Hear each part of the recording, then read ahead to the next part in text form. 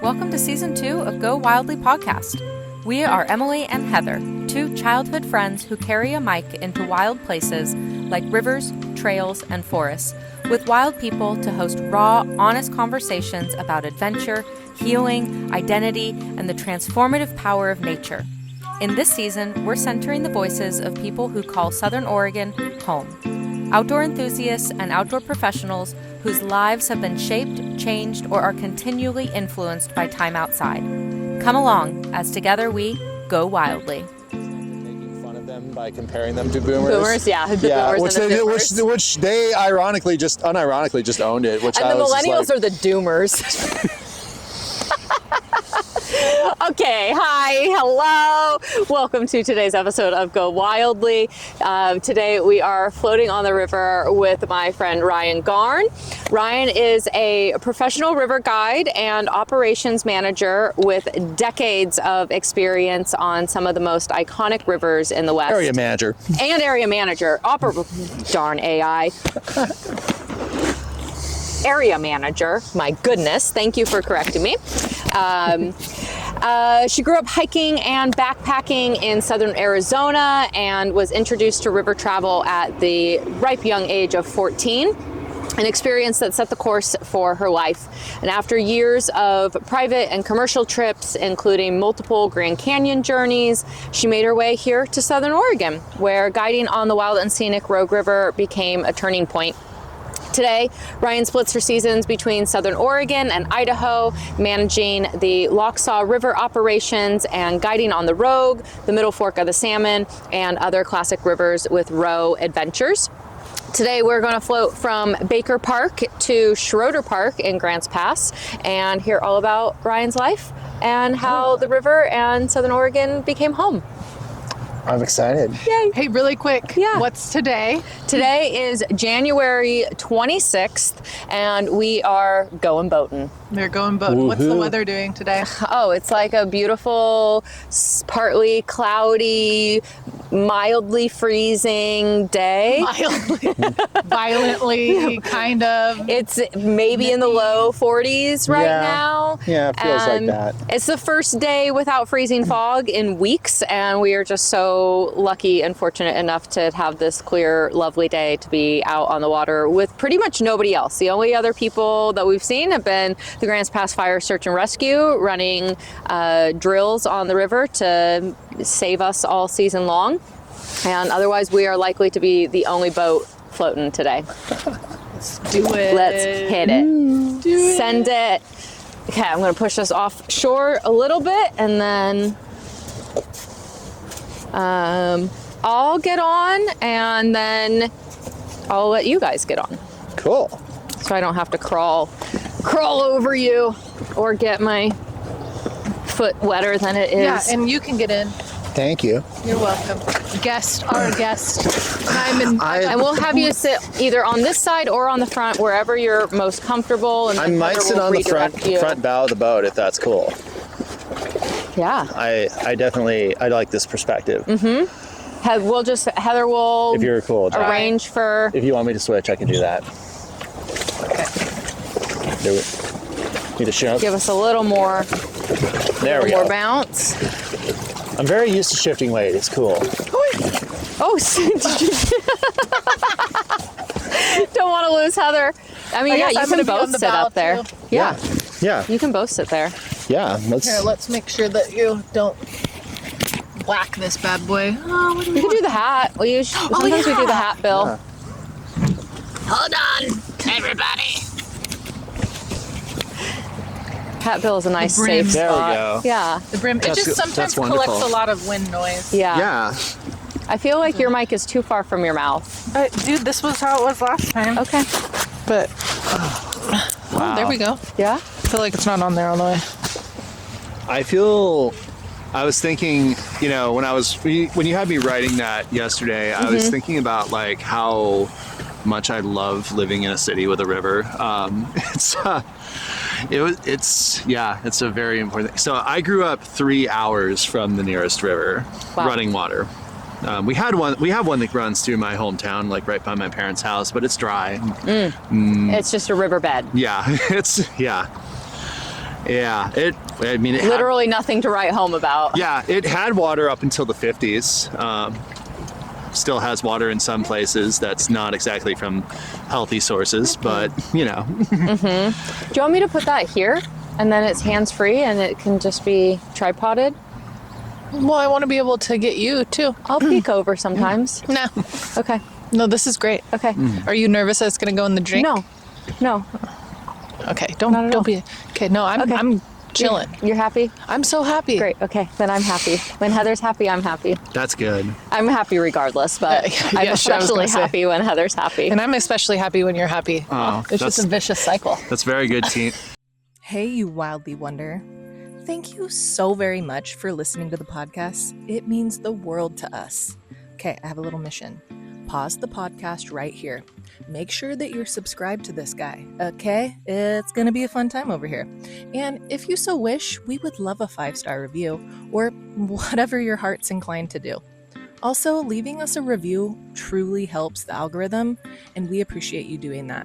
Thank you so very much. Also, little tidbit, over on Instagram, we're having so much fun over there. Lots of behind-the-scene footage, some POVs, just some fun, unhinged content. If you love the pod, that's where we go wildly, for sure.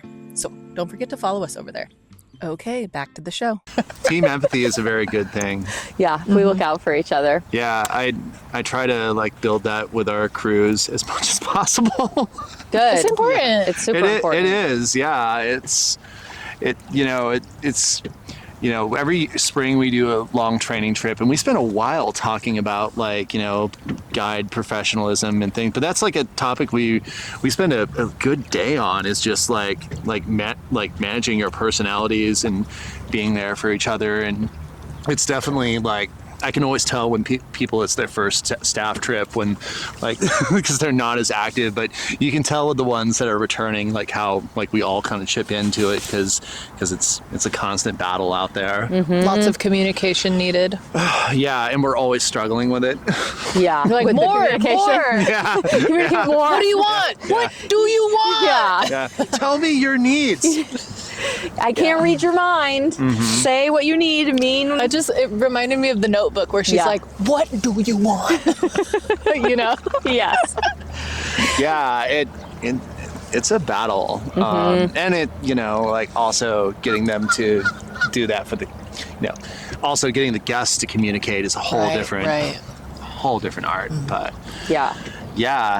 So you grew up in Arizona. Yeah. 3 hours from a flowing body of water. Yeah. What did outdoor life look like for you as a youth? How did you first engage with being outside? I remember, before we lived in Arizona, we lived in Virginia Beach, and I do remember going on a lot of bike rides and hikes with my dad through, I think it's called Springfield State Park out there. But yeah, just a big mossy swamp. But I have very early memories of doing that with my dad.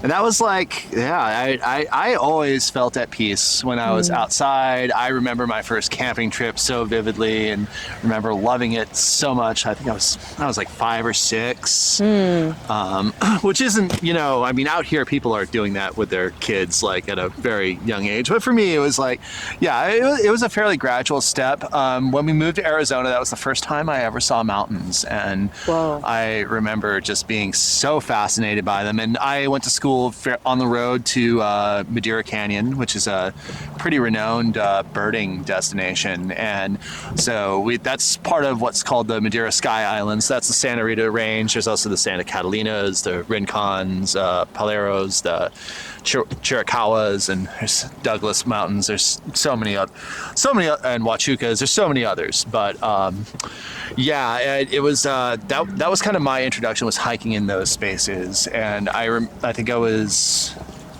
probably 9 when I first summited Mount Wrightston, which is the big peak kind of near the town and that I grew up, which is called Green Valley, which is a little old retirement community down there in Tucson. It's 50,000 people, but 5,000 people were under the age of 55. Whoa. It's changed a lot since I grew up, and the desert that I used to ride my mountain bike in and play in is now all Do you still mountain bike? No. Gave that hobby up a long time ago. Come on, girl.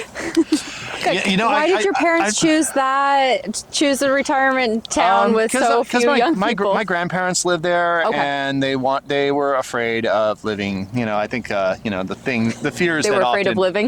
Afraid of living in a big Yes. city. Okay.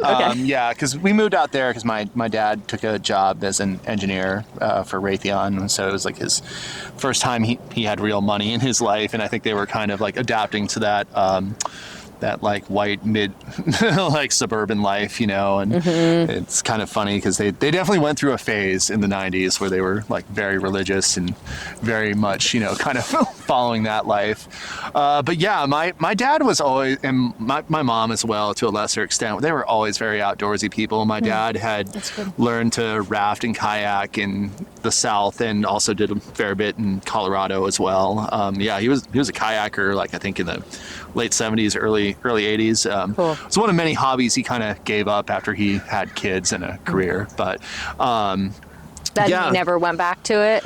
well, he did. Okay.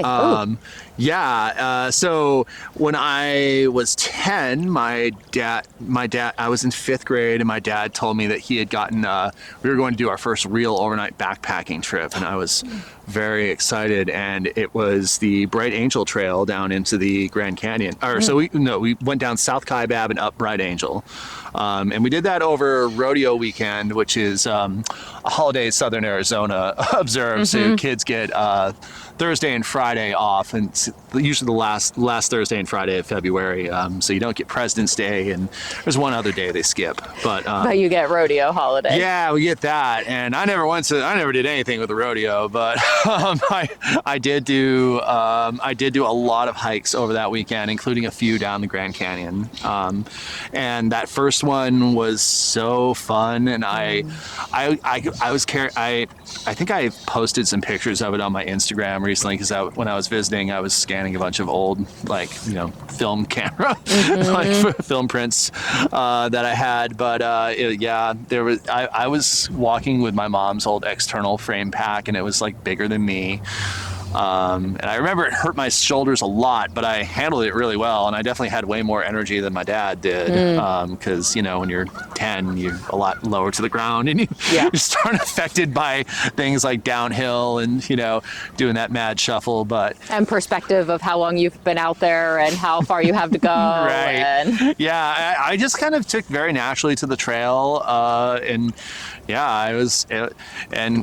my dad was sort of able to keep up with me. That was kind of like the first real hobby I had, because I had done, that I was really passionate about, I guess, because I had done a lot of sports and other activities, but, being what we now know is autistic and a little a little different from a lot of the other kids that I were in my same age group. It was kind of, I did very well in those solitary pursuits, and I didn't feel the pressure of, competition. I always hated competitive sports. It was never my thing.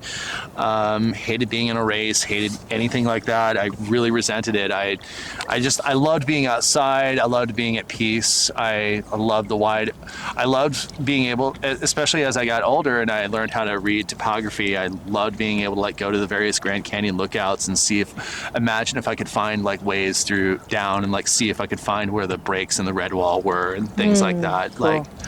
It was and so my early teen to late teen years were just all backpacking. I mean, I was active in Scouts, but Scouts wasn't exactly a very healthy environment for the most part. But the trips I did with my dad every year, especially the Grand Canyon ones, were amazing, and the really special ones. And I think by the time I was 17, I had done most of the major Grand Canyon trails. Wow.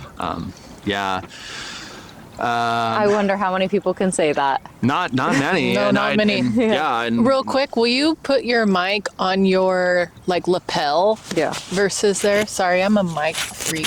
Making sure the mic's good. It's a good thing to have. Right. Good for podcasts. You gotta have good. That's better. Very I was important. scared it was gonna rub and be like shh, shh, shh. We don't want any friction. Sorry to break us up, guys. Yeah. So at 14, that was when my scout troop, we had a scoutmaster who was really obsessed with canoeing. He he started off this like thing that my dad got pulled into, and I swear every dad in the early 2000s was like into this shit. It was like building a cedar strip canoe. Did your dad do that? Yes. Yeah. It's a thing. Those of you that weren't around, like all of our dads just started building fucking canoes. Like I don't know. I don't know what he did with the mold for his, but yeah, he finished his eventually. Like when I was like almost done with high school, That's like funny. it was still hanging up in their front porch. Like Wow. yeah, but Mine didn't. So this is viral unique. without social media. I But don't- the shit did. I don't know. Was Yeah. it REI pictures on REI's marketing? That Word of did mouth it? is powerful. It really is, People yeah. talked to each other face to face and, more. And it was like a lot of the other dads that my dad was involved with, like were into that. And yeah, it was the start of the scout crew. I was also involved in this youth group that's in the Freemasons called the DMLA, and that was a lot of the other dads and that were into it as well. But this canoe obsession was like going strong. And my scout troop, we had borrowed our council scout aluminum Grunham canoes, which are made for like lakes. We had taken them on a bunch of lake trips, but we were obsessed with trying to do a river trip. So there in eastern Arizona, there is the Gila Riparian Conservation Area, or it's the Riparian National Conservation Area. There's a couple of other places that have that designation, but it's kind of a unique one. I've never really looked into the specifics. I don't know how it compares to like say a wild and scenic or like a wilderness. I think it's like designed to protect a waterway, but it's a de facto wilderness area. It's near Safford, Arizona. You put in at a place called the Old Safford Bridge. About 7 miles in, the San Francisco River flows in, which more than doubled the flow. But yeah, we ended up doing this 23-mile overnight trip, and I loved it. And my dad could tell that I really loved it because like the kid I was working with, like I could read the water just fine. I was like having fun. Like I had my J-stroke down. I really enjoyed it, and we had so much fun that trip. We floated. There was a black bear sitting in a cottonwood tree that we floated under. Wow. I remember. That's special. Yeah, our crazy awful scoutmaster had his hand on his pistol that he wasn't supposed to have like the whole time, like he was gonna shoot it, but whatever. Shoot a little bear out of a tree. Thankfully that didn't happen. I didn't live in the universe where that occurred. Good. But one way to traumatize a bunch of kids. I know, right? Just, like shoot a baby bear in a tree. Yeah. He's not a good man. But yeah, that trip was my first river trip, and I really loved it. And I started badgering my dad all the time about river trips. And I didn't know this at the time, but my dad was really struggling with backpacking because he had physically. he had some old knee injuries from when he was young and stupid and playing football in college that were really catching up to him. And he had a knee surgery that hadn't gone well, and he was being a man about it, being very invisible and like struggling. But he later admitted to me, he was like struggling so hard with like uphill, downhill, and carrying weight. And so around that time, he started, while he's also building the boat, he just starts making plans. And it's like, well, what if we start doing some river trips, and what if we win a river trip around this time? So I was finishing up high school, starting college. The Grand Canyon switched from a waitlist system to a permit or to a lottery permit system. Because it used to be you were on I think it was like a 20-year wait list or something like that to get a private permit. But then we switched over to like a weighted lottery, and well, it was like, I think he wanted on a cancellation, but we won. It was going to be like almost 2 years out, but it was because I think the trip was for 2007 it was a December 2007 launch. Okay. But we knew we had that.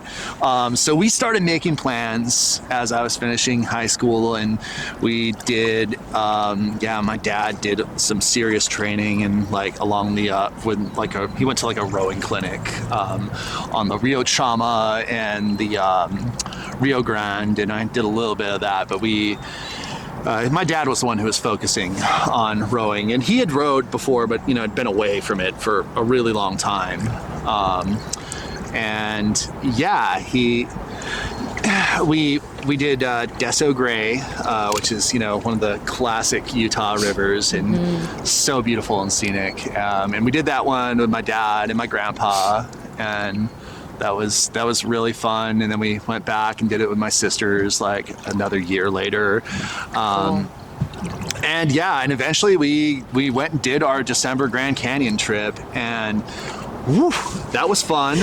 It had a lot of mayhem. It was like my first Grand Canyon trip. It wasn't my first overnight trip at that point, but we had a lot of mishaps. My grandpa had to be evac'd on day 2 because he had a really bad swim at the top of the Roaring 20s. Indian Dick Rapid gets a lot of people. Oh, them dicks. They've been getting everyone. Yeah. Yeah. Damn. That's funny. We had your grandpa getting evacuated? That's scary. We had a guy on the trip, and I will not say his name out of respect to him, but it kind of, so he kind of like, my dad was the permit holder, but he was like, oh, I've done the canyon 8 times, and like I can figure everything out. He'd never done a winter trip before in his life. That's a whole other ball game. Whole nother ball game. And your feet cold? Yeah, a little bit. Oh. That's okay. Do you want? I've got some waterproof socks. If you want. It's fine. I can handle this. Okay. I've got fleece on, but yeah, I think The toesies are a little brisk. yeah, a little brisk. I got blankets. I got socks. I am so dedicated to wearing my bedrocks, and I'm really stoked about them. I've had to do a lot of shoe shopping in the last year because I'm at the point where I've been on hormone replacement therapy for 3 years now. Okay. And a fun fact about that is your feet shrink. Really? Oh. Really weird, yeah, but yeah, I've gone from having a testosterone heavy body to an estrogen heavy body. What are you? Turn around. What is that? Is that an osprey? That's like a young bald eagle. That's a young bald yes, eagle. that's a young bald eagle. Wow. Gorgeous. Juvenile bald eagle. It came down so low, claws out, like I thought it was gonna land in the water. That was awesome. That is a Halietus leucocephalus. I know the scientific name of the bald eagle because it's on one of my animals. I love it. I need to get it tattooed. I'm thinking about getting a tattoo of I have to do a bird tattoo at some point. Bird. And the one I've been really settling on is a great blue heron. They're like the weird ones of the water, and I really relate to them. Yeah, They're good. The shop on H Street, Something Weird, they have a tattoo shop in there also, and in their book they have a gorgeous piece of great blue heron art available for tattoo. That I highly recommend. Color me very interested. I might need to do that. Yeah. Yeah, I just did a massive cover-up on my thigh of like an earlier mistake in my 20s. And it's a majestic unicorn. I love it. It's my spirit animal. But you had to cover it up? Or you covered it up I with the covered it up with a majestic unicorn? Yeah. Okay. Yeah. We won't talk about the old monstrosity that was there. But, yeah. But so your feet have shrunk progressively over the last 3 years? They have, yes. Like how many shoe sizes? I was a men's 14, women's 16, and now I am down to a men's 12 and a half. And I don't know what the U.S. lady size for that is. I'm still comically large. Still have Peggy Hill feet, but it's been a little. It's a fun excuse to go and spend money, I guess. Yeah. Yeah. But then what do you do with the old shoes? Well, I was always the Astrals that I had I barely would fit into them with like all my big like winter gear, and now I fit in like comfortably and squeeze in, so that's good. Yeah. Yeah. As for the rest, well, yeah. I don't know what I'm gonna do about my docks. I have these really cool like teal ones that I kind of really like, and yeah, they're kind of comically big now. Feel like clown feet, but You could consign them at Something Weird. I could. Yeah. I'm a little rough. I'm blasting something weird all day today. All right. We didn't go in there the other day. Asia and I went in the next day. I'll check it out. Yeah, great little shop. Yeah. Yeah, that's a fun little fact. Okay, Yeah. Where are we? Let's Good to know. backtrack to where we left off. So originally it was like, how, tell us you're growing up. First Grand Canyon trip. Yeah. And then we're in the first Grand Grandpa Canyon. got evacuated. Yeah, and it was like one the thing know-it-all after friend. another.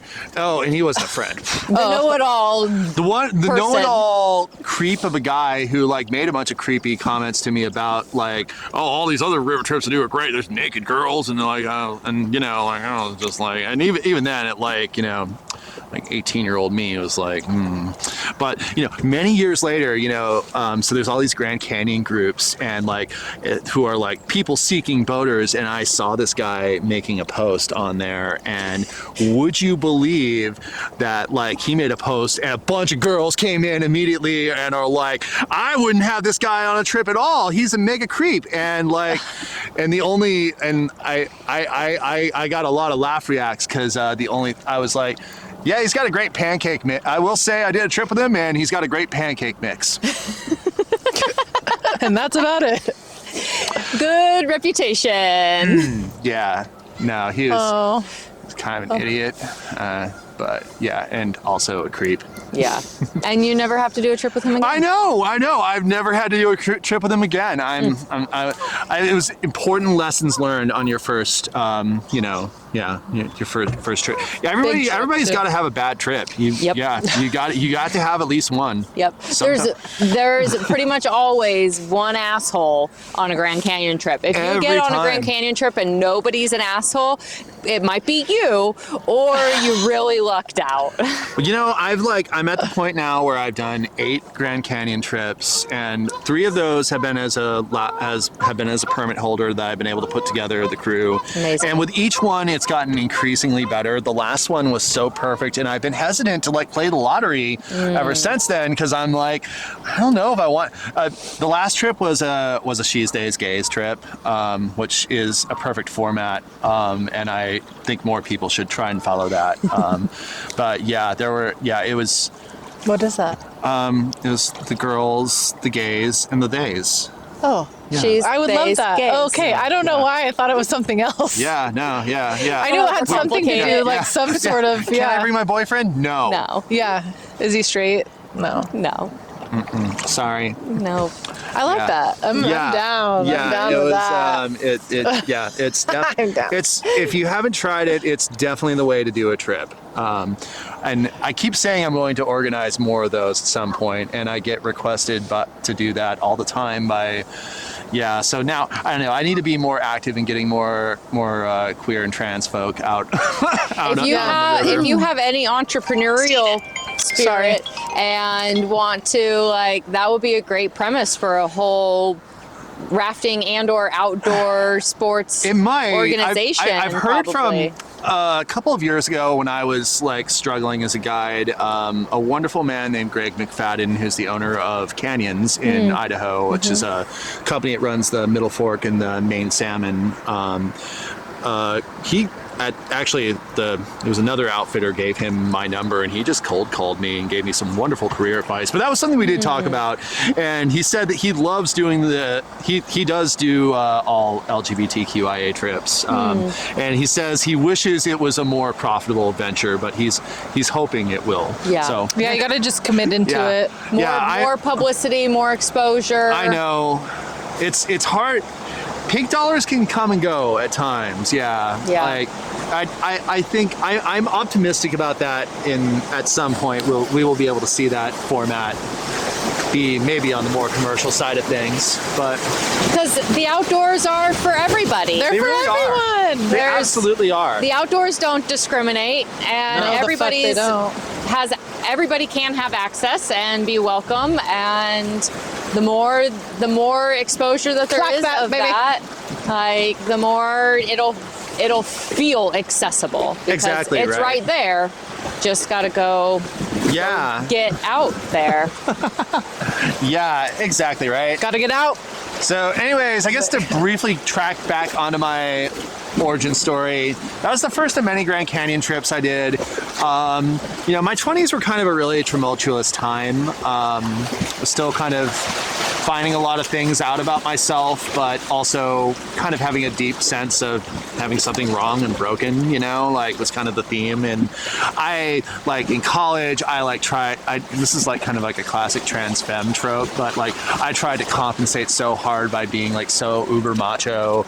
I played rugby in college. I was really strong, and I kind of had a lot of very aggro, it's what the Gen Z kids call young aggressive male energy, yam energy. I really kind of I really kind of had that flowing through me a lot.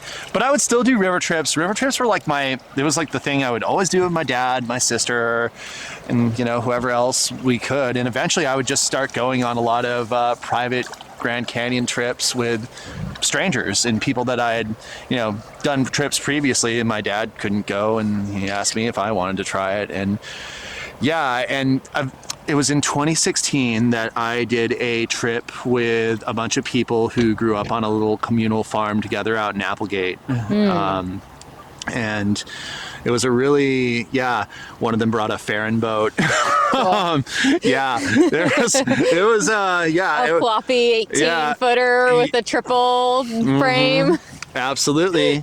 And it was the first Grand Canyon trip I had done where my dad wasn't around, and it was also I don't know, first time I'd ever showed up, and they had dogs, music playing, and doobies lit, and I was my people. Finally felt at home. Yeah. And I ended up becoming really close friends with one of the women that was on that trip, Bree, and she and I have stayed really close friends ever since then. But she kind of put the idea is oh babe, come out to Oregon, you'll love it out here, you should try and come and see the Rogue. And they're yeah, Ryan, come do the Rogue sometime. So that was when that idea was first planted in my brain. This episode is brought to you by our friends at Row Adventures. If you've ever dreamed about disappearing into a wild canyon for a few days, rafting incredible rivers by day, and sitting around a riverside campfire at night, this is your sign. Row has been running unforgettable river expeditions since 1979 on legendary rivers like the Rogue, the Salmon, and the Lochsaw.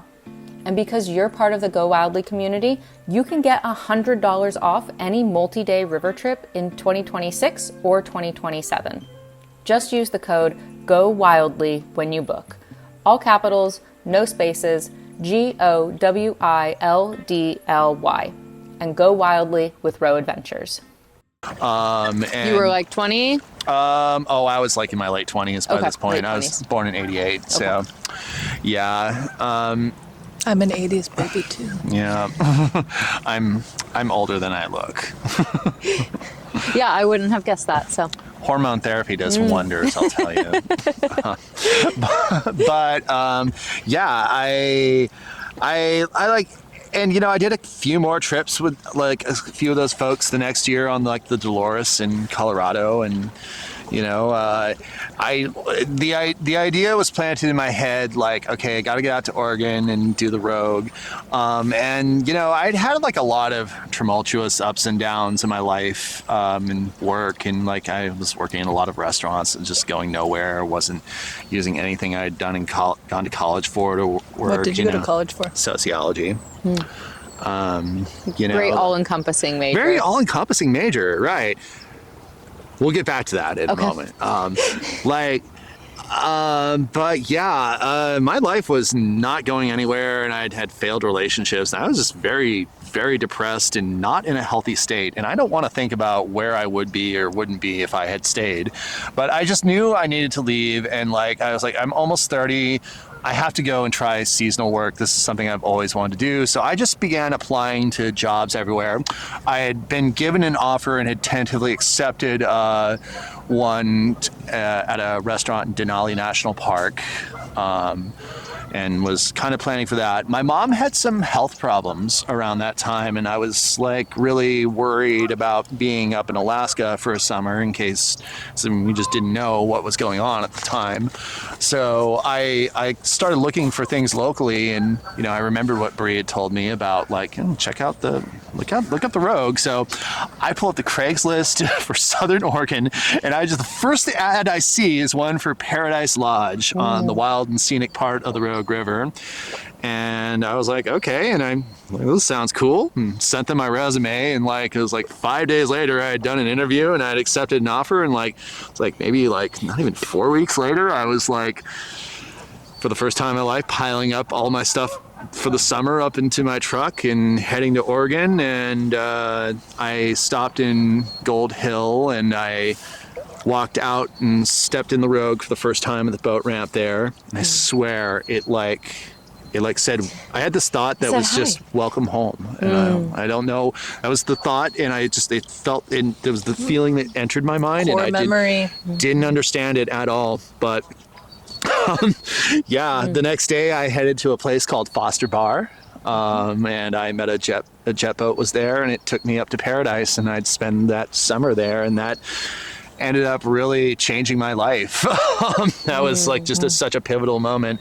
Paradise, lodge life is, it's tough. You're up at 5:30 every morning, you've done that. Yeah. In Paradise, you're waking up in the darkness because the generator doesn't get turned on until 7 a.m.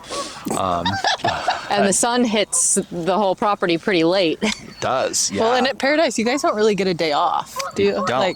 There are 2 days of the week at Paradise. There's Tuesday and not Tuesday. And on Tuesday, a jet boat comes and someone gets to go home, and your mail gets brought up, and usually the person gets to go home is not you. So, yeah.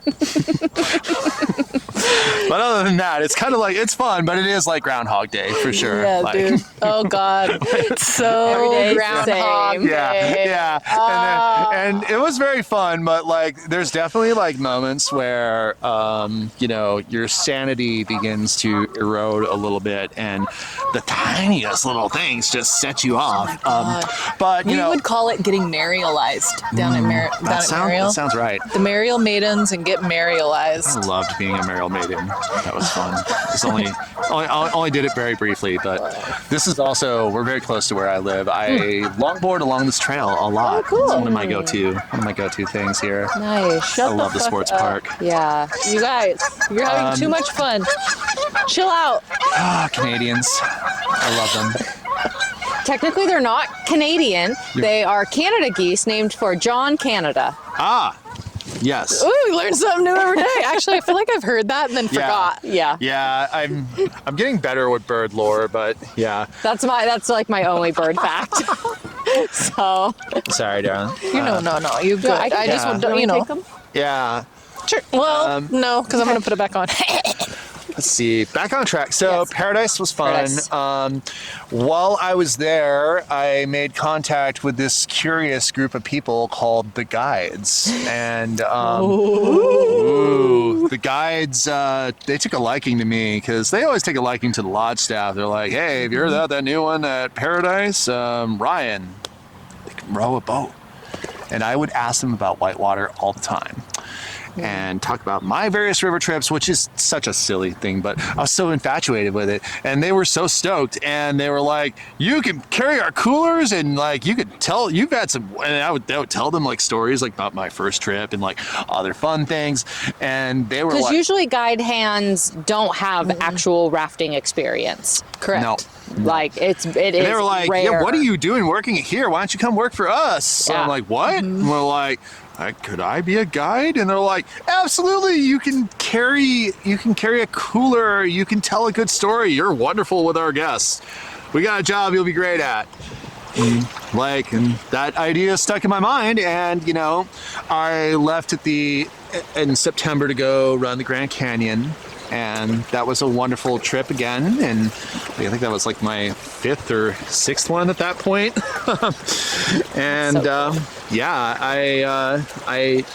I decided the next year, because like I went back and was like staying with my parents and working at my old job, and I was immediately like, God damn, I want to be back in Oregon. I hate this. I can't stand this. Like, get me back out there. So the next, I applied for a bunch of companies, and I eventually heard back from Morrison's Rogue Wilderness Adventures. And their manager Brent hired me, and and he was like, hey, you've never been a guide before, but I think you've got what it takes. And I did a lot of day trips on the Rogue that season, but I also did a lot of what they call downriver trips, like through the wild and scenic section. And as soon as it was kind of funny, because I think like a lot of my peers, like most people who work as like multi-day guides are pretty experienced, and they definitely they don't like my peers were like questioning my qualifications for valid reasons. I would too today. Like, did you work with Larry? No. But you heard about Larry. I've heard about this Larry. He's yes. amazing. Yeah. I miss him. He's a dear friend of mine. He has like legend at Morrison's. Yeah, he's like a legend. Yeah, I've definitely heard of a guy named Larry there. I heard of so many Of course. Yeah.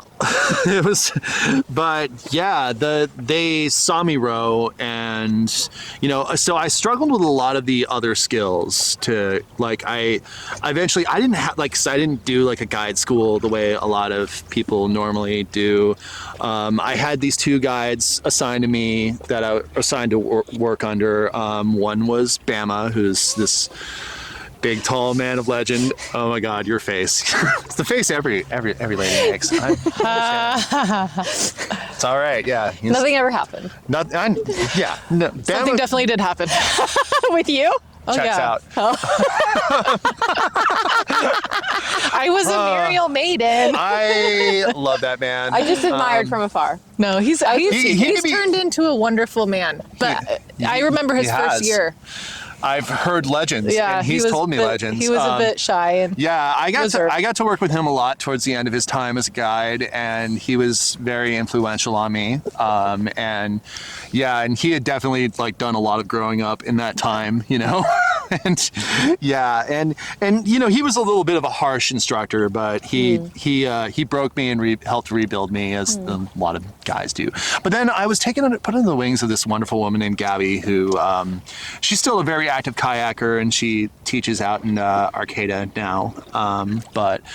Gabby was another person that really kind of taught me the finer skills of being a guide, especially like those softer skills, like, because there's so many things when you're a private boater you just don't pick up on, and it's hard to make people who are private boaters into guides. I struggled a lot with that my first season, but Gabby did a wonderful job of helping close that gap. And then the next year, 2020, we didn't know if we were going to have a season, but as soon as I got the word that I could move into guide camp, I did, and I was like all about it. And I ended up working for Morrison's for 3 years, and I was one of their gear boaters. I think I did in those 3 years, at the peak of the season, I would be doing like 2 trips a week down the wild section. So either a 3 days or a 3 and a 4 day trip a week. Just turning and burning. Yeah, absolutely. And it was really good for my I think when I worked for them, I got somewhere around 50 something laps down the wild and scenic section. Damn. Yeah, if we include all the private trips, I'm just shy of 80 now, I think. Wow. Yeah, but it's a good amount. Yeah, it was really the bulk of those were for sure during that season. I think in 2021 I worked, not including Morrison's and a couple of other trips that I guest guided for. I think I worked 23 trips that season down there. And it didn't burn you out? No. I was all about it. I was so gung-ho. The winter of 2020 2020 to 2021, I decided to stay out here and not go home, and was like, give it a try. And I was definitely doing that Southern Oregon pot farm life for a hot minute, and did that for Well, that's for a what you while. do when boating's done. Yeah, you go exactly. trim some weeds. Yeah, it was a good life. Trimmed and harvested and trimmed weed for a while, and that was cool. At the start of what was going to be my 4th year, I ended up not going back to Morrison's, and I just kind of needed a healthier workspace that was just a little, Different. but- You always need a new. Yeah, and around that, keep it fresh. so it's really important to note that around this time, I started doing a lot of self-growth and evaluation, and pot farm life had also introduced me to a lot of eccentric circumstances where I was able to break out of a lot of molds that I was in. When I was working as a guide, that was the first time I was able to paint my nails, and like that, they're fading right now, but that was like a very big moment of what I now realize is euphoria. Where it was encouraged, embraced. I could wear a tutu and I would be fine,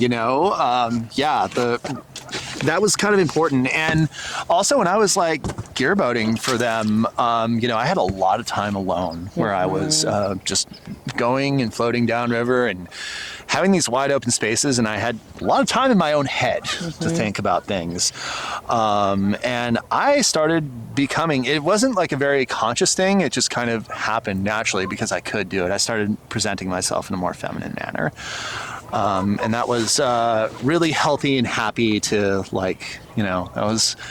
that was like really fun, and I felt like something was happening there. And that last winter I had been doing a lot of soul searching, and I realized that I did want to transition, and that's a scary thing. Like it's like the most significant decision you will ever make in your life if you go down that route and you realize that is what you need to do. I realized I had a lot of pretty significant dysphoria. And there was one moment that between 2020 and 2020, or at the end of the 2021 season, where I was going to a Halloween party and I ended up putting on this like skirt, had my lady I was working for do my makeup up.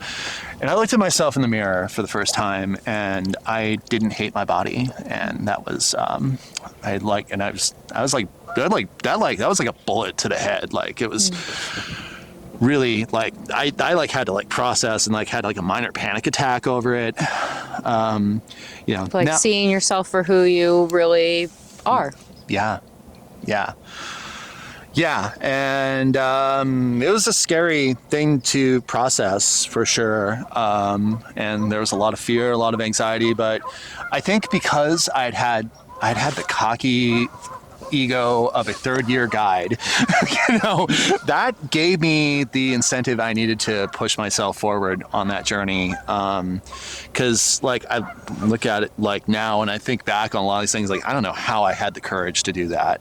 But I think that was it. Like the river, the ego of a 3rd-year guide, which is something I understand a lot differently now than I did at the moment.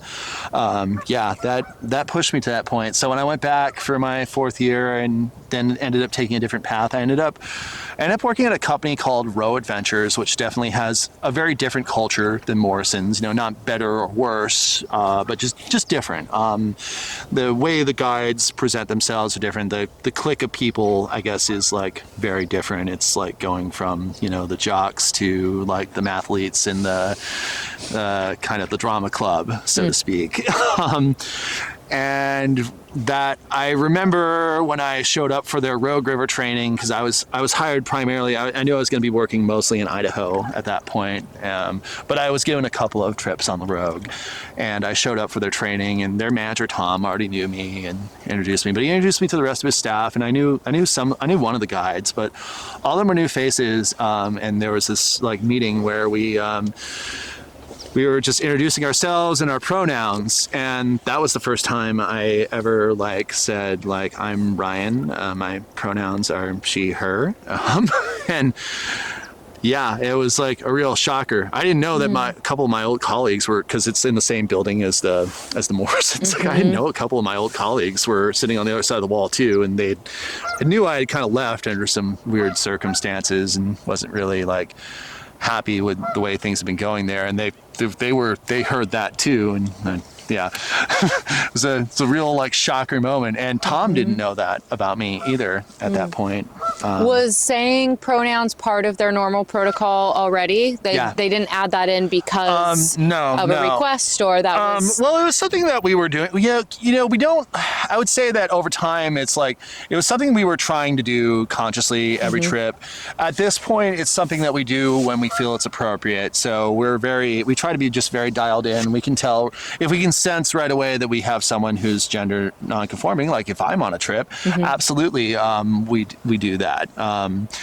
And I've kind of helped the other guides as I've become more comfortable, because like now I'm going on, I've been with them for 4 years now. I just finished up my 7th season as a river guide.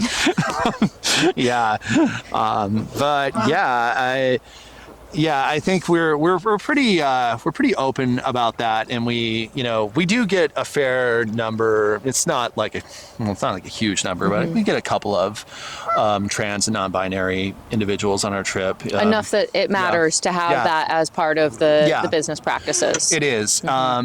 And I've definitely brought more awareness of queer culture to Row, and I've brought in a few queer folks too. Something we do on our staff trip, and the last 2 seasons, I will take credit for this, is I issue a call on the morning when we're going to go do a bunch. It's usually held on the Salmon River near Riggins.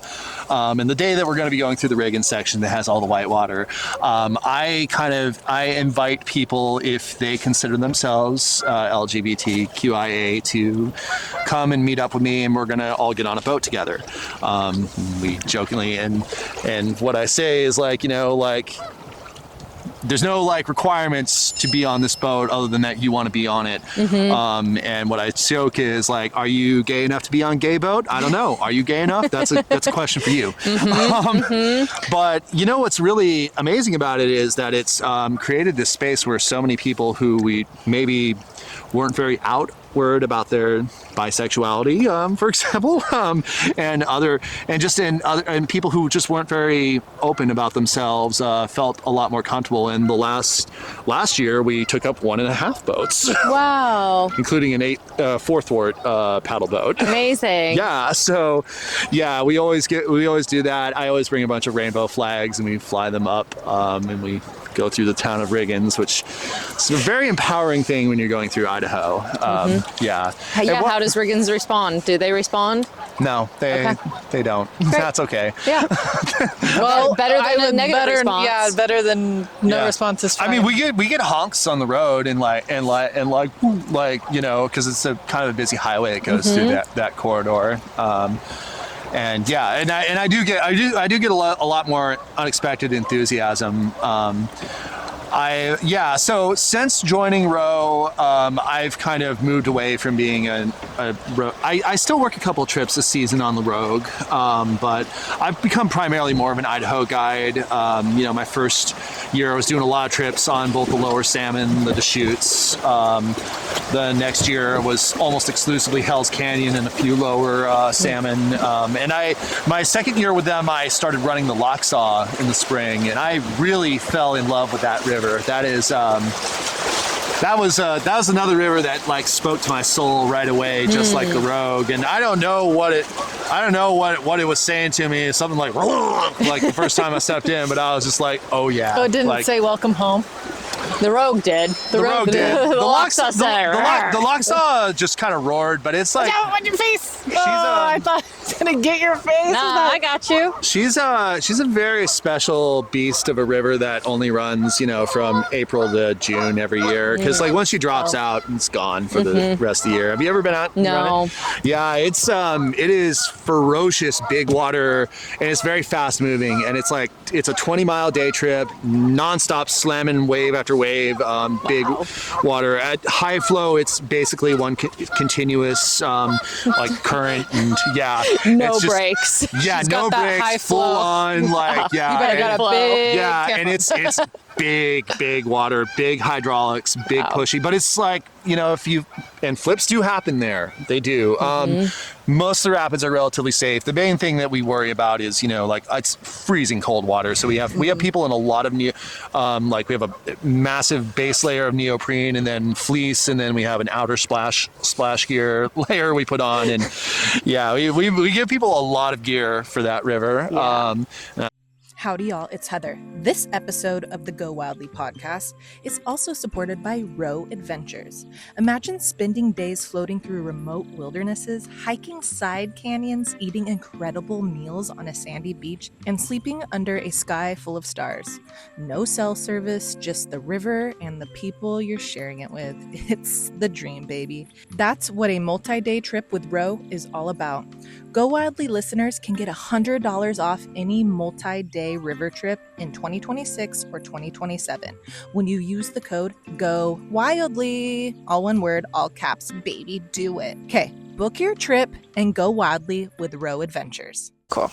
All right. We're back on. We Cool. are back. We're live. So we were talking earlier about this. I love being a river princess. It is like such a rare gift. This is great. This is the life. Good. On the staff trip, I make it a conscious effort. I make a very conscious effort to not get behind the oars as much as possible, because like I'm a senior guide at this point, like, and I've been the locksaw manager for the last 2 seasons, and I'm going into my 3rd year of it this year.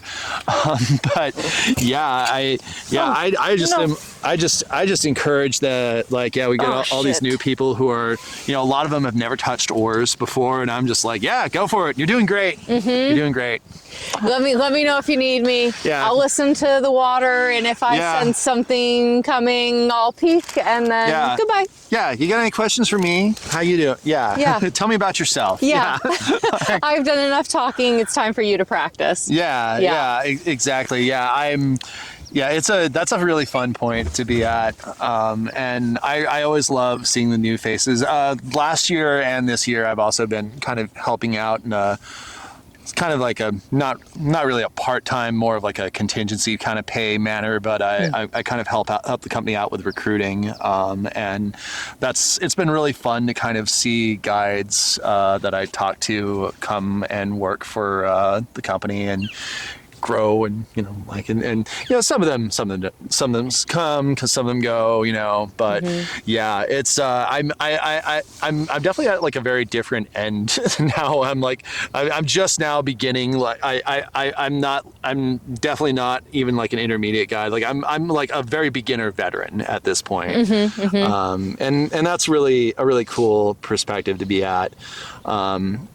And I love, I work really well with the group, because I'm 37 now, and I'm definitely on the older end. You're as an far old as bay. Yeah, I know. I'm one of the older ladies in the Old guide bay. crew. Which, I mean, granted, I got nothing on. I'm going to be 37 this year, and I'm going to have a birthday. Sorry, I want to put this why I said Old Bay. Is because I'm going to the coast. It's my birthday's on the 4th of July. Oh, so we're going to the coast, and I'm going to do a seafood boil, and it's going to be called Old Bay. Oh, perfect. Oh, love it. Oh my God. That's the best birthday theme So ever. yeah. So my 37 is Old Bay. So that's why I was like, you're Old Bay. I know. Yeah. You're in the Old Bay. Old Bay is great, and it's a good point to be at. And I work really well with the Gen Z guides that we have. I love them so much. They've kept me alive and fresh and informed. And I feel more also, Gen Z than I do millennial. Yeah, I feel like I was like, they have a perspective on life that's kind of more in line where I was like a very real contrarian growing up, but it seems like I have more in common with the perspective. Me too. They have. I feel that too. So spiritually, I'm more with them. Physically, definitely not. And they also, like, I love it when they ride me and they hold me accountable when I have when I have shortcomings. I love seeing young people hold older ones accountable. That is something that's a phenomenon that I very much treasure, and I think makes the world a better place. And it's something that millennials were kind of restricted from doing. And we're very much like, you respect your elders, and what your elders say goes, and that's real to a point. And also, I love it when the youth correct me. I love it when I get called out on things. It's great. Like, it's awesome. I don't always react as well as I should, but I try to be humble about it. And let's see. And I, in the meantime, I keep coming back here to this amazing place every winter. I've been living with the same. My roommate is someone that my sister and I worked with at Mariel. Oh, that's so sweet. Yeah. Who's that? Kelsey. Kelsey. Yeah, so you know Rachel Biscaret. I love Rachel. Rachel was, she's still a really dear friend of mine, but we were besties for a very long time. Oh. And I feel like when you brought up your name, I was like, wait, that sounds so familiar. And I think that's probably Rachel was talking about you. And Kelsey. I love Rachel and Kelsey and Chrissy. And and they hang out a lot with Alex, or Alex was hanging out for a minute. Alex was living with us for a little while last spring.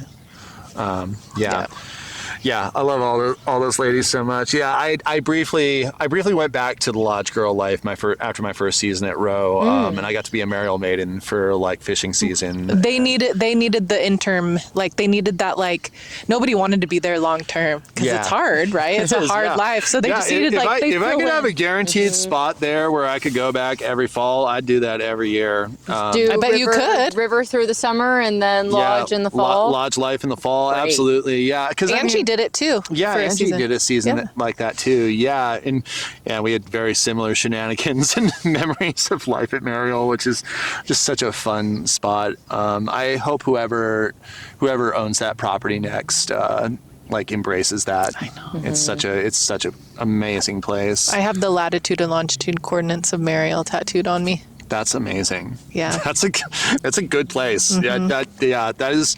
I love driving out to Mariel. It's one of my favorite things. Yeah. So I need to go out there. We should do a camping trip if you have time. Yes, I would love that. Yes, let's do it. Absolutely. Yeah, this is how trips happen, kids. You just talk. You just say you want let's do it. Say you want it, and exactly. And we have to invite Rachel. And so my sister came out, and I think you were the trip that you were partially on, where we were kind of on the water together for the first time. That was in 2020. That was Leia's first trip down the Rogue. Oh wow. Leia came out the next year, and because she called me that winter and had just been dumped by her boyfriend and was really upset, and she was really heartbroken at the time because he instigated it, but it ended up being perfect for her because I was just like, girl, come on out, and that was around the time I was getting ready to publicly transition, and she kind of suspected what was up, but she was the first person that I really told, and she kind of ended up becoming my bulldog and kind of breaking it to the rest of the family and making it very easy for me. Were you guys really close growing up, growing up, no, but as adults, yes. Cool. We once she and her twin Lauren, and Lauren considers themselves non-binary, and I'm very close to them too. But Lauren's not at all outdoorsy. Leia, very outdoorsy. Took immediately to life out here that summer because she went and worked at Mariel, and she was all about it, and she decided she wanted to be a guide the next year. But what's really cool about her is she's she's that kind of I'm going to follow my sister's footstep, but I'm going to do it completely differently than her. Cool. And so she ended up going to a guide school out on the Arkansas River in Colorado, and she's still working out there. She would come out here and live with me and live with Kelsey for a while in the off season, while she's been doing that. But she decided to stay in Colorado this winter. But she's working at Monarch Mountain this winter and grooming dogs and guiding in the summer out there on the Ark. Yeah. So now my parents have 2 guides for kids, and my dad's really stoked about that.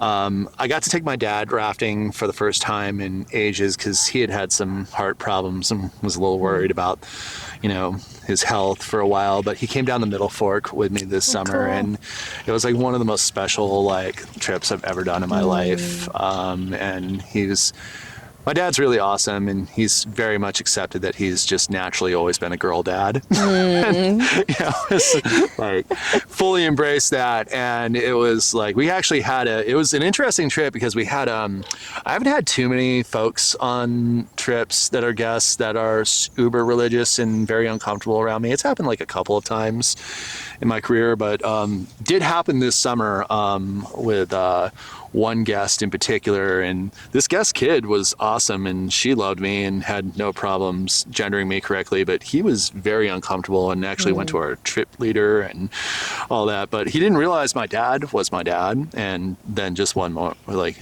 just kept talking about his daughter, and then he came over and just hugged me, and like one morning, and it was like really. And then I gave on the end of the trip, we always we always do toasts, and I gave a very long cheers in particular to I was doing the toast that night, and I gave a cheers to all the adventure dads that were out there, and reminding everyone that having an adventure dad is a really special privilege in life, and you don't realize how special it is when you're going through it. And so I was just like, and there was a lot of other dads on the trip, obviously, and a lot of kids. And I was just kind of like that old person. I was like, make sure you love your adventure dads, say yes to every crazy idea they have, and make sure you hug them and thank them at the end of this trip, and do it every time, and say yes every trip that you can do with them, because sadly it does become harder and rarer as as time goes by. I don't think my dad's going to be doing too many more like big multi-days. I think he'll do a couple of like trips on the road, but he's definitely at the point where he's physically, I think, done doing long camping trips, and that's been hard to accept. But it's also like something I'm so happy I've gotten to do as many trips with him as I can. Yeah, absolutely. I feel the same way. Yeah, too, about my adventure dad. And I know you do too. Yeah. Same. I mean, he is still here. Yeah, absolutely. In spirit and in all forms except physical. Yeah, yeah. So. And I know after my dad passes, he'll still be stoked for me. It doesn't end. Yeah, I know that. Sure. I know that. Like, I've gotten to the end of maybe him doing a lot of physical trips, but he still loves it when I call him and tell him about it. So the last few winters I've been learning how to ski, and that's been an exciting thing. And I love calling home and telling my parents about that, because that was a hobby my mom was really good at. My dad was okay at it, but they never really. They had middle class money, but they didn't have money to send us to the resorts in Arizona because they had such limited seasons. So they never really got to pass that on to their kids. But like, yeah, my sister learned how to snowboard, and I've been learning how to ski. I've been learning a lot slower than she has. But yeah, that's been good things take time. Yeah, that's been an exciting side passion, and really the last this winter and last winter I've gotten really passionate about that. That's awesome. And I love that.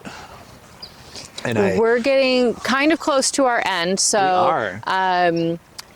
It really seems like basically your whole life has been oriented around life-changing outdoor experiences and pivotal moments. But is there one additional one, or call back to one, that really stands out as like the one that changed the trajectory of your life, or that you keep coming back to as that was the time when it all shifted?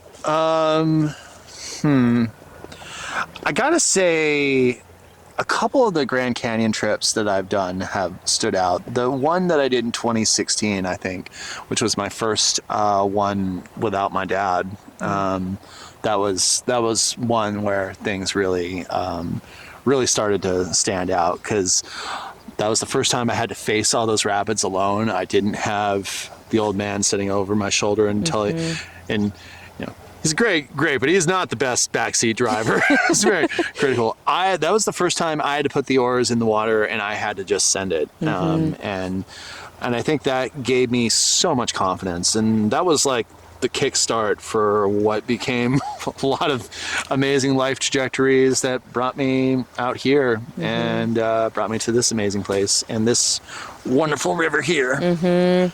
I still love the Rogue. Yeah. I still feel like this is like the river that I have the best relationship with.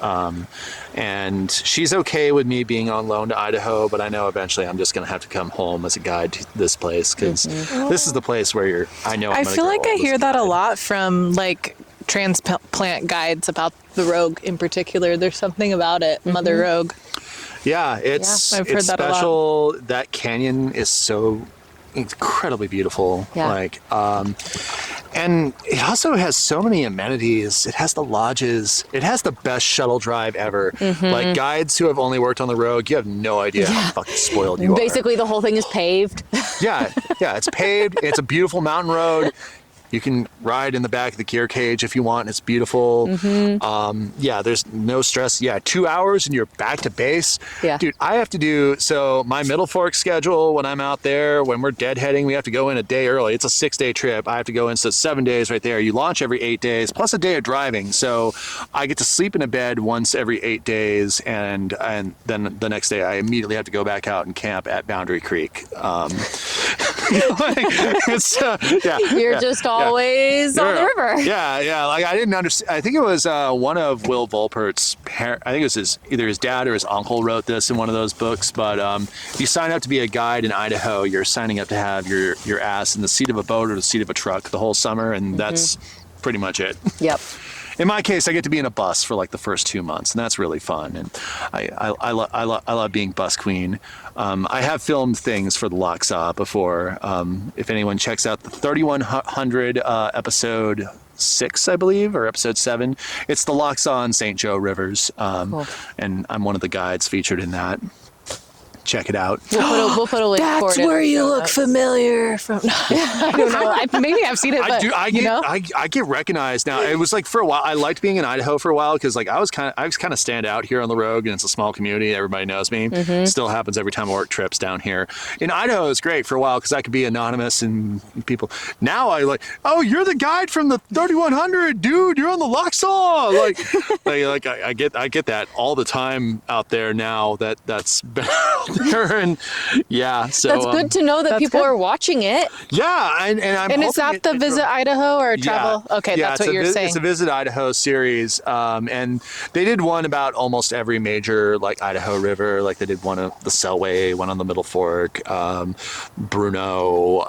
It's if you're curious about like going down the river, the rabbit hole of rivers in Idaho specifically, it's a great series, and it's mostly it's centered around commercial trips. But all those rivers are amazing. I've done most of them privately. Haven't done the Middle Fork privately. Maybe one of these days. I have. It's great. It's pretty good. Yeah. I'm jealous. It seems like it's fun. I'm always. Well, maybe we need a trip too. Yeah. Always working, but yeah. But you've done it commercially, just not privately. Right. You know exactly. the river. Yeah. You're familiar. Yeah. I'm very familiar with it. Yeah. I love. Okay, if I get a permit pulled, give you a ring ding. Yeah. Yeah.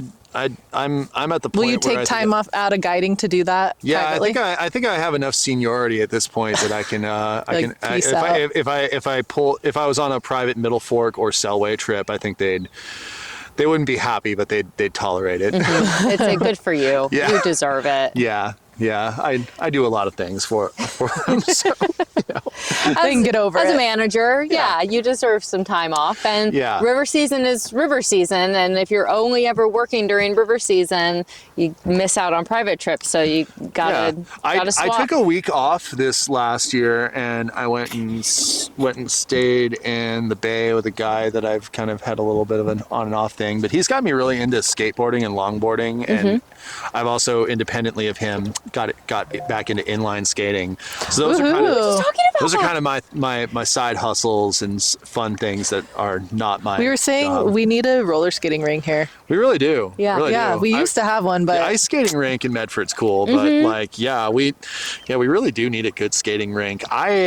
Wheels are very dangerous. They're so dangerous, but I love them. I always wear a ton of. I call it my obnoxious gay power armor because it's like teal rainbow. themed padding. I'm very shameless about always wearing padding, and everybody always looks at me crazy when I'm on there. But I don't know. I'm a big advocate for helmets. I use these muscles and these bones for things, and like I'm old. I can't afford an injury like that. Yeah, it's worth it to protect your body so that you can keep doing those fun things. Exactly. It's like not cool to I rock a helmet all the time in the summer. Helmet. And yeah, I'm a big proponent of personality protectors. Everyone should wear them when they're doing dangerous things. Yeah, we're we big agree with that. having the bike shop. I don't know if Emily clued you in, but my husband and I own Bikecraft. I haven't been to Bikecraft. You should come in. I know. We should talk bikes sometime. We should talk bikes. I love get it. back into bikes. Okay. I've been very bad We are about big bikes helmet last year. advocates. Like when we see people wearing without helmets. There's a disc golf frisbee in the water that we just floated over. Whenever we see people riding without helmets, we're like, what are you doing? Yeah. What are you doing? Anyway, we have a joyride. Our joyrides are going to start back up.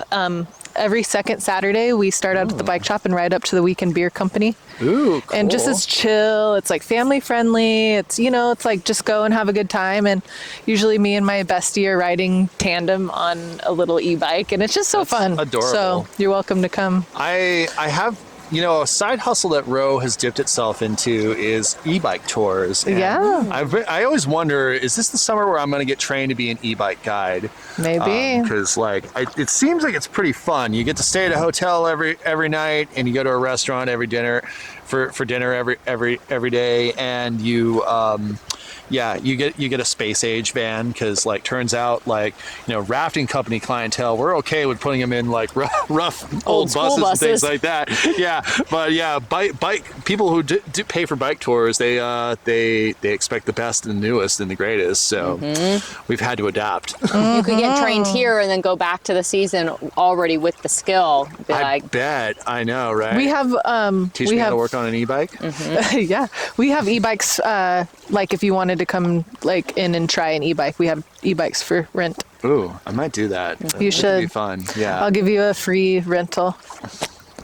Thank you. Hook it up. Yeah. So you can Just drop the name Go Wildly. Yeah, all you got to be like, 'cause I'm friends with Heather, and she said I can borrow an e-bike for the day. Okay. And then cool. my husband will be like, okay, well, sign this piece of paper so we don't get sued. I can do that. I'm really good at that. I do that all the time. Okay, cool, good. Yeah, sign, you know sign what's the up. dotted line. Yep. Yep. You know the drill. Yeah. Yes. Awesome. Thank you so much, Ryan, for Absolutely. saying yes to coming out and spending some time on the water Thank with us, you. being our boat princess for the afternoon, Of and course. sharing part of your story and allowing us to become part of your story. Before we fully wrap up, we have some quick hit questions that we Yes. like to do. So, top of mind advice or insight for your younger self? Don't be afraid, girl. Awesome. Yes. She hears you now. She does. And your favorite or most used piece of outdoor gear or equipment? Probably this fun-loving fleecewear skirt that I'm rocking. I have so many of these, and I've never met Kelly O'Keefe, but we work in similar circles, and apparently she and Angie went to college together. So, Kelly, thank you. Awesome. Big part of my river staple. And great pattern too. Yeah. That Yeah, you I know, can right? find fleece with unicorns on it. Yeah, I love anything with a unicorn on it. I'm such a sucker for it. Heard. I will keep my eye out for more unicorn things too. And advice or insight for getting outdoors in Southern Oregon? We have so many great things. I think the best way to do, a lot of these are social activities that should be done with friends. I'm not a big fan of doing a lot of outdoor activities solo just because of the inherent risk, and, that's how you avoid getting rides with those lovely boys we were looking at back there at Put In, The search and rescue. Yeah, exactly. So your best bet to getting into things is if you hear somebody does something cool, ask that person, how can I learn? Because that not only makes them better because it forces them to teach a hobby to you, but it gives you, and it's flattering. Yeah, to exactly. be like, you want to learn my hobby? Awesome, Right, come yeah, along. Yeah, and it just, that's how things grow and they drive organically. I'm a big fan. I get asked all the time, how do I get into rafting? And it's hard being like only a seasonal resident here now because I have so much time out in Idaho. But I try to always get people on the water whenever I can. Whenever I have friends that are new and haven't seen the wild section of the Rogue. Yeah. Awesome. So Totally agree. ask somebody that you see you doing what you want to do. Yeah. Great way to make a new friend or build a bigger friendship with somebody that you already know. Yeah, or step into like a new life that you never saw yourself going in. Yeah. The potential is endless. It is. And when your body expires from this plane of existence and your soul moves on, how do you want to be remembered? A really bold bitch who took fun lines and was really fun to be around. Hell yeah. I think you're doing real good at that. I'm working on that one. I try to live up to it as best I can every day. And if people want to learn more about you, hang out with you, get on the river with you, where can you be found if you want to be found? If I am on Instagram, Queen Rian Loves You, underscores between each word. And Ryan is with an I. I am not one of those Ryan with a Y. I'm not a regular Ryan. I'm a sparkly Ryan. I'm a sparkly Ryan. I love that. My first row trip was the trip leader's name was Ryan, but I was covered in body glitter and was a last minute pickup, and they picked me up with the guests because I showed up as a total last minute replacement for the trip. So like I jump in and he's like, everybody, this is Ryan. She's also a Ryan, but she spells her name with an I. And she's like, eh. And the guests are like, and she sparkles. Like, yeah. So Yes. Yeah. Is that your river name? Do you have a river name? I've had many over the years, but yeah, Sparkly Ryan. Sparkly Ryan. Yeah. Sparkly Ryan. The guests on that note, they wrote a thank you note to us, and they addressed it as to all the guides, but they included to regular Ryan and Sparkly Ryan. Amazing. Yeah. One of the little whimsy things that I do in my life is I have all of my packages delivered in the company line. My company line is Beautiful Sparkle Queen. Oh my God. So all my good. packages come to my house for Beautiful Sparkle I know Queen. when I saw a package at her house, I was like, I need to do that. Yeah. Like I need to put my fun shit under my name. Like, Oh what have my I been God. doing? When I lived in Talent, I lived on a cul-de-sac, and I had it delivered to Baddest Bitch on the Block. Oh, that's great. And then when I moved here, it became Beautiful Sparkle Queen. Oh, that's wonderful. Fun fact, I did live in Talent for a little while myself. It's a great town. It really is. I Cute love place. Like I don't know if I could afford to do that again or in my off season, but I enjoyed my 6 months in Talent. That was it was very very fitting place. It's a special town. Yeah. Good place in my heart. All right, well, I think that's all Wraps for her up. today. Thank you so much, Heather. Thank you so much, Emily. Yes. Love being a Thank guest on you. this. Thank you, Ryan. It was really an honor and a pleasure to get to host you and have you here. And hopefully we'll do it again without cameras. And just have fun. And just have fun, more fun. I mean, we had lots of fun The real here. fun is off camera. Yeah. Yes, always. The cameras go off and the real fun begins. Yeah. Awesome. You want to say bye to them? Bye. Find us on YouTube, Spotify, all the places. Share with a friend and leave a comment and a thumbs up. And yeah, we appreciate you. Take care, Wildly Wonders. Thank you. Love you. Love you. Today's episode is brought to you by Row Adventures. And honestly, if hearing Ryan's story has you sitting there like, dang, maybe I should run away and become a river person. Great news for you, my friend. Row Adventures has been helping people experience that kind of magic for decades. We're talking multi-day river trips deep in some of the most stunning canyons in the country. Yeah, baby, go wildly there. Big water, riverside camps, campfire dinners, zero cell service, hell yeah. The kind of trips that somehow turn into the stories that you tell for the rest of your life. We want that. We're craving that. And because you're listening right now, right here, the Go Wildly podcast, you can get $100 off your multi-day trip with Row Adventures in 2026 or 2027. Yes. Just use the code GOWILDLY, all one word, when you book. If you've been waiting for a sign to go sleep by the river, paddle through a canyon, and get a little wildly outside, baby, this is it. Go wildly with Row Adventures. That's a wrap on this episode of Go Wildly. From the bottom of our backpacks, thank you for listening. We know you enjoyed the show, so tap follow, tell a friend or two, and leave a quick review if you can. It makes a real difference. Your support allows Go Wildly to reach new listeners and bring more outdoor stories to the mic. Until next time, go wildly and go outside.